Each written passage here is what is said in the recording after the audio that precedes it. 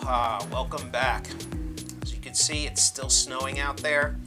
This has to be one of the roughest winters on record. I really feel bad for the people in Texas that aren't used to it. I mean, we are, but in comparison, last year we only had 4 inches of snow.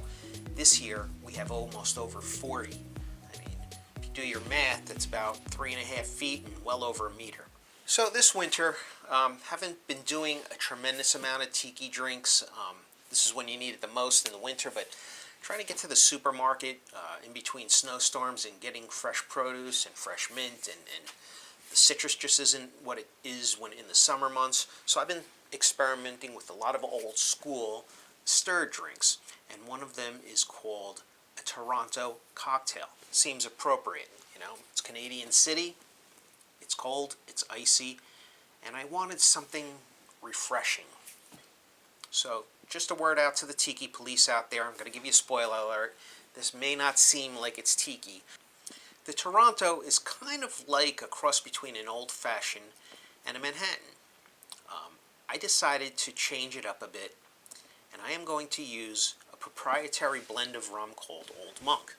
If you can't find it, and there's a chance you might not be able to, it's been around since the 80s, but if you can't find it, then I would go something like a mild spiced rum. Try it with any rum. I haven't tried it with anything else because this stuff is delicious. The name of this drink is the Kalonakikeke, and that is the Hawaiian word for Alaska. If you do some research, there are some theories out there that Pacific Islanders originally came from Alaska. They may not seem so far-fetched. Typically, people will always move from a colder region to a warmer one. And the trade winds are going in the right direction. It's pretty possible that they ended up in the South Pacific. Take a look at these ancient tools. Some of them are found in Hawaii, some in North America, and some in Tahiti. They all look pretty much alike. I mean, they're not sophisticated tools, but at the same time, you see the similarities there. And so you even wonder, maybe these people did carry these instruments over from somewhere like Northwest America. We don't know, we won't ever know, and all the anthropologists and scientists in the world will never be able to agree on anything. But enough with the history lesson. Let's get on to the cocktails. I created this cocktail in the spirit of the Toronto cocktail, but with a tiki twist. I named him after one of the pieces of artwork in my book, Tiki Triangle, and you'll see him in the upper left-hand corner of the book. And you want to say to yourself, why is a polar bear on a cover of a tiki book, and why is he wearing a pirate hat? Well, as the story goes, the pirate ship went off course, the captain was attacked by a polar bear, he got his pirate's captain hat, and the bear even found his way into the rum supply on the ship. The list of ingredients are going to be interesting. If you go to the supermarket and you get syrup, if you don't already have some for your pancakes, get grade A robust. In the beginning, the Canadians had a grading system from A to C, A being the best for eating raw, and C, which was mostly darker and denser and better used for baking. Then they changed it to color, from golden to amber to dark to very dark.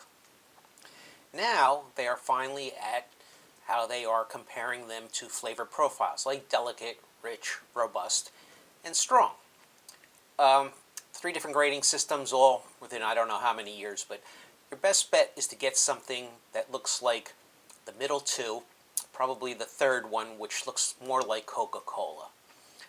Don't worry about artificial dyes or colorings. If it is Canadian and 100% pure, they cannot legally add any coloring to it like they can with a lot of rums and a lot of other things here in the United States. Whatever you do, don't get any of the artificial stuff like stevia or sugar-free, or especially anything with corn syrup. You definitely want 100% pure maple syrup here. They all put them on the shelf in similar looking bottles and similar colors, but you definitely want the Canadian stuff. I'm sure the maple syrup from Vermont will do. I just don't know if there's a different color or grading or flavor profile system. That much I don't know about, but I don't see a lot of Vermont stuff available here in the New York area, so that's why I go with maple syrup. The next thing you want is a mixing glass, and it doesn't have to be a fancy one like I have here. You could just as easily use a pint glass and use a chopstick for a stirrer. You could use a Pyrex mixing glass. The spoon just has to be thin because you don't want it to slow you down with all the ice in there. But get the proper vessel for stirring.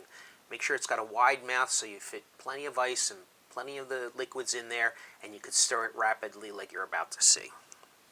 Now, as usual, you want all your ingredients in front of you so you're not fumbling, looking around, or whatnot. Always start with a full glass of ice. Don't worry if it looks like it's too full. Trust me, this is going to melt in half in a minute, as you can see. So let's use our stickiest ingredients first. This way we can wash it out with the other ingredients. And we are going to do a quarter part of grade A maple syrup. Yeah, it's a little thick, even though I've had it out of the fridge for a little bit, it's still a little thick. Alright, so that goes in. Then we want a quarter of an ounce of Fernet Branca, which is an Italian liqueur. It's almost 200 years old, 175 to be exact, and it's made up of like 27 different botanicals, herbs, and whatnot. You're not going to replicate this, and even if you give it a smell, it almost tastes like those Girl Scout cookies or those Andes Thin Mints. It's really refreshing. It's perfect for this cocktail. And then we want 2 ounces of Old Monk rum. You can try it with another rum. This just happens to work best with this. Just one.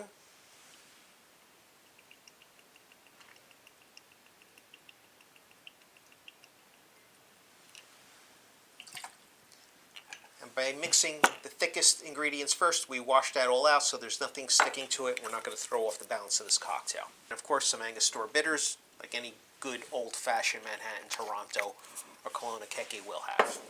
And then we just stir.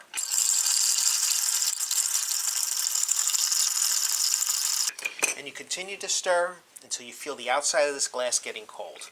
And you see the ice that was filled to the top, now it's almost reduced by half. So we take our chilled stem glass out of the freezer.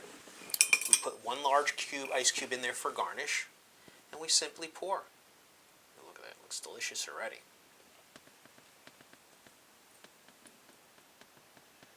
If you want to get really fancy, you get out your gummy bears. Back in November, I was in Greenville, South Carolina for work. I had to do a shoot, and I came across a speakeasy. I'm like, wow, okay, very cool. We have a day to kill, because of course you always want to get there a couple of days early. So we show up at this place, and it's nothing more than a fancy basement, which is, I guess, what a speakeasy is supposed to be, but they gave me a drink called the Rummy Bear, and the gummy bear garnishes were stale. I mean, you're charging me $15 for a drink. You can't get me fresh gummy bears. I see them in the dollar store. How expensive can they be? We'll save him for later. I want to take a sip. Cheers.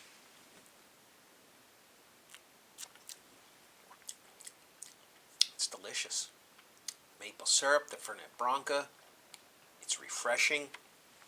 Here's to my friends in Texas. Be safe. I hope you get your power back soon. And to everybody else in the Northeast and everywhere else in the country. It's been a rough winter for the whole country. Not to mention COVID. Let's not even get started on that. But hope you're enjoying some nice cocktails at home responsibly. Cheers. Mahalo. And we'll see you soon.